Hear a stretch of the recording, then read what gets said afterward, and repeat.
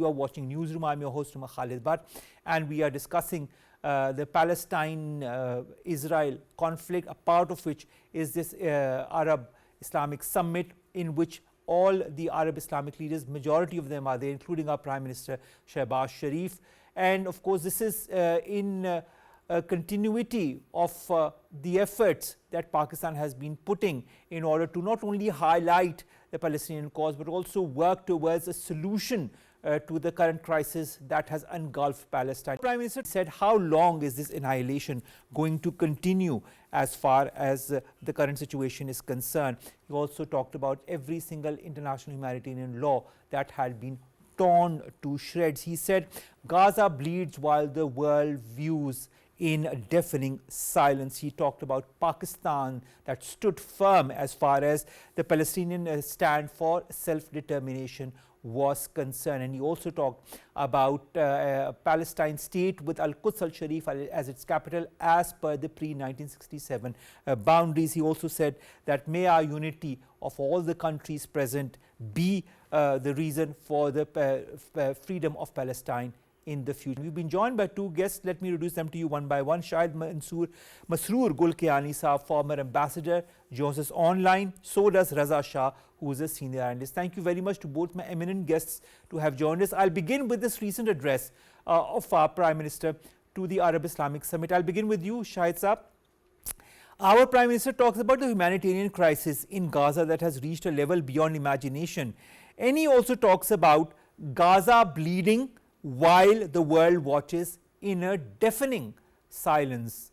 Why is there a deafening silence after almost 400 days of this crisis?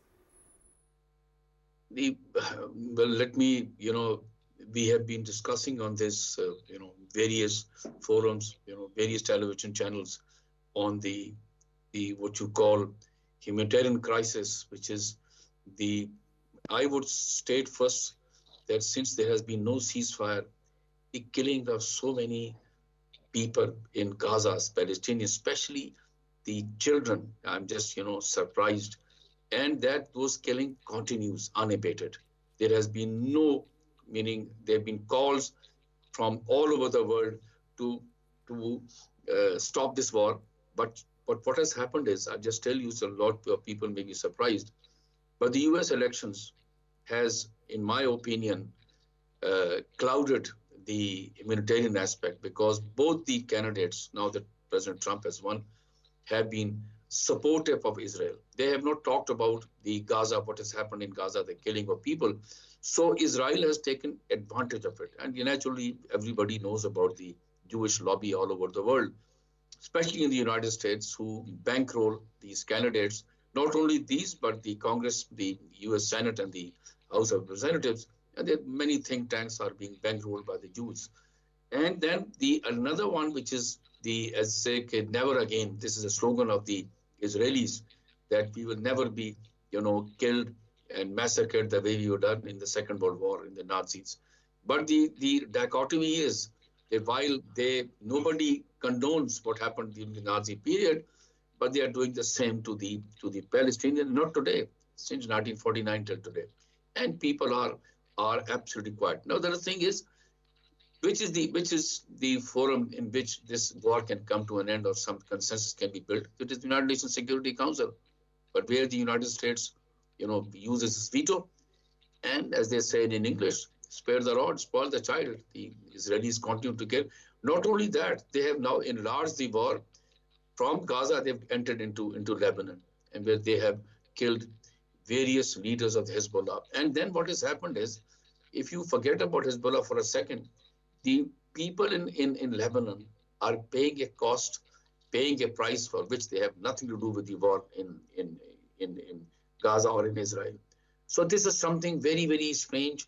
And another thing is, while I am full of appreciation of our Prime Minister delivering a speech, or the OIC summit taking place, discussing this issue, my own gut feeling is that I see, this may not be the question, but I tell you that President Trump wants an end to this war. I tell you very frankly. He is not for this war, but on the terms of the Israelis. That is something which we have to think about, which the OIC summit which takes place has to look into as to how President Trump, he is the, as he said, the trump card for the Israelis. How would he, be? What will be his policy? Maybe during, even before he takes oath on the 20th of January, maybe he plays a role in ending the war. As to what is going to happen is very, very difficult. Shahid Saab, I'll continue with you, but Reza has been waiting quite patiently for his say on this very important topic as well. Reza, our Prime Minister says every moral code has been violated, and how long will this annihilation be ignored? And he talks about international humanitarian laws that have been torn to shed. We've seen the ICC, we've seen the ICJ coming up with the decisions regarding this, but that have been completely ignored. United Nations that has come up, and that has been completely ignored. What will be or could be, in your point of view, the tipping point, whether it is this Arab Islamic Summit, whether it be some other event, what is going to be the tipping point that will force Israel to stop its genocides, its barbarism, its crimes against humanity? Thanks for calling me on your show. I'd like to have a different paradigm, the way of looking at this, because in lots of shows, and just like your esteemed guest has mentioned, there's always this onus on humanitarian, and obviously rightfully so, because lots of these people are killed innocently, women, children, and the stats keep piling up and up, and Gaza has become a rubber. There's no doubt.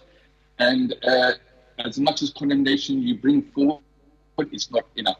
However, I'd like to concentrate more is roughly about 3 months before 7th of October, there was enough intelligence available within the intel community that Israel was about to wage war on the ground, or should I say the resistance, will have this planned out that in case there's going to be a war coming to them, they'll do a preemptive strike. Hence 7th of October. Now, within this preemptive strike, it was already built in that they knew that as soon as they go back with the hostages, there's going to be a massive onslaught, a massive killing on a scale that probably... Reza, I can't hear you properly. There seems to be some kind of glitch as far as your audio is concerned. We'll come back to you in the meantime, and we'll go to Shahid Saab. Shahid Saab, our Prime Minister said in his address to the Arab Islamic Summit, and it's not the OIC Summit, it's an Arab Islamic Summit, he said that Pakistan stands firm in the Palestinian stand for self-determination, and he looks forward to an independent Palestinian state with Al-Quds al-Sharif at the capital as per the pre-1967 borders. Do you feel this is a possibility that could be attainable? If so, through which mechanism? First of all, let me say to you that the Prime Minister's very, what you call appreciable statement on the AIC summit. But let me just tell you something very. Pakistan's stand on the Palestinian issue, I think we can say it with pride, has been consistent since the creation of Pakistan till today. For the Qaid's vision, and then successive governments have been consistent. During this crisis, our ambassador in the United Nations have been voicing Pakistan's stand, and it's very impressive, I tell you, on the ongoing crisis and the importance of humanitarian, solution to this. The killing should end. A ceasefire should take place, because humanitarian assistance can only work when the war ends. Because if you kill all the people, where would the humanitarian assistance go? So Pakistan has been very, very, very, as you say, consistent in that. Now, when you talk about, sorry, I'm forgetting the second question. My apologies for that. Hello. Yes, I can hear you properly, Shahid sir. Sir, can you repeat your question? My apologies for that. All right. I wanted to also understand. The Prime Minister also talks about the unity. And that is what I'd like to now ask Reza, but I'll come back to Shahid. Reza, I mean, our Prime Minister also ends his speech with saying that may our unity, and of course he talks about the unity within the Muslim countries and the Arab nations, he talks about may that be the precursor for the freedom of Palestine. How important could be the role of the Muslim Ummah, of the nations of the Arab Islamic world to forge a common consensus as far as finding a solution to this current crisis is concerned?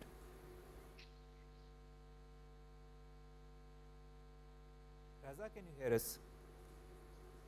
I don't think any organization. Reza, I still can't hear you. There's a lot of disruption as far as the audio is concerned. Reza, there's a lot of disruption in your audio. I'll ask the same question to Kiani Sahab, if you could, in the meantime, Reza, kind of. Kiani Sahab, could you answer the same question that I've just asked, Reza? Yeah, I will. You see, the Muslim world, as far as I'm concerned, I'm seeing, have been consistent in the support for a Palestinian state and the end to the misery which the Palestinians have been facing. But there is a problem. You see, there is a division between the Palestinians themselves. One is, the Palestinian state inside what you call government within Palestine, and then one in the Gaza. But I would say that this summit, which is taking place now, I think it's an excellent initiative by the Saudi monarch, by the Saudi ruling class, that they want, as you said, if you look at the statements by the Saudi government, that yes, they want a two-state solution, and they would like, this two-state solution to take place. They said that there have been a lot of noise, a lot of news coming around that the Saudi Arabia would recognize Israel. The Saudi have been very, very, their stand on this is very consistent. They say that, okay, we will recognize Israel only when a Palestinian state is also recognized, a two-state solution. That is something very important. And that is why, if you look at the Saudi, the new, the Crown Prince vision of uniting the Muslims on one thing, on one stand, I think this is something very important. And let's hope, but there is a big but in it. Whatever the Muslims do, whatever we do, we are one on the consensus will be built. Our Prime Minister is also there. Most of the Muslim leadership is there. The Arab Muslim leadership is there. But the problem is, we have to look at would the incoming President Trump, what will be his stand on this? Because that is very, very crucial. Would he agree to a two-state solution or not? And what will he do prior to that to stop the war in Gaza? Because that is extremely important. Once the war comes to an end, the occupation ends, the Israeli forces move back into Palestine, and then they also end the attacks on Lebanon, because that is creating serious problems. Because if you look at what's happening in Lebanon, there is a possibility of some sort of the situation aggravating if the Iranians also enter that. You look at what's happening in Yemen. This is you cannot cut that out. Yemen, Lebanon, Gaza, or Iran, all this is combined into one. So this is a very dangerous situation in which the Americans know what they are doing. But since there's a transitional government in the United States, so the policy of the US government is not very clear. One thing is, everybody knows they are supporting this thing, but would they end the war?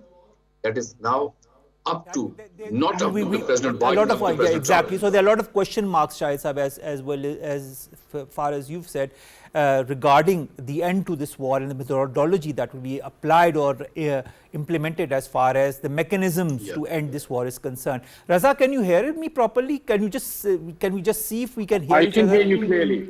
Wonderful. I can hear you clearly as well. I can hear you. Yes, perfect. Okay, perfect. Reza, now let's talk about Gaza, let's talk about Beirut, let's talk about Yemen, and let's talk about Syria. Now these are 4 areas that have been engulfed in conflicts, war, and the aggressiveness of this whole conflict continues to escalate and continues to broaden beyond Gaza and beyond Palestine. You've seen examples of that in these 3 other countries as well. What is the end game here in your point of view, and what does Israel aim to achieve through attacking Yemen, through attacking Syria, through attacking Lebanon, apart from Palestine? Well, we've all heard many of their senior leadership call out for the greater Israel, where they want to take the southern part of Lebanon right up to the Litani River.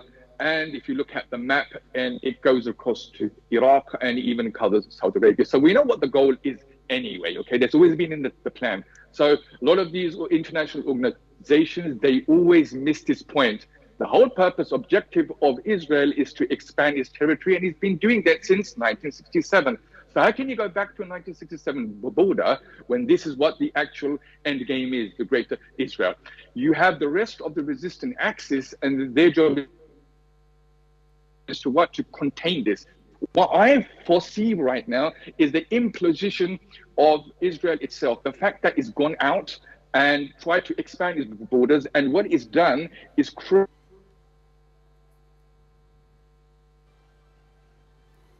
I think we've again lost you, Reza, but we'll go back to Shahid Saab. Shahid Saab, when it comes to the humanitarian situation in Palestine or in Lebanon, we see the displacements of hundreds of thousands of people, whether it be in Gaza or whether it be in Beirut.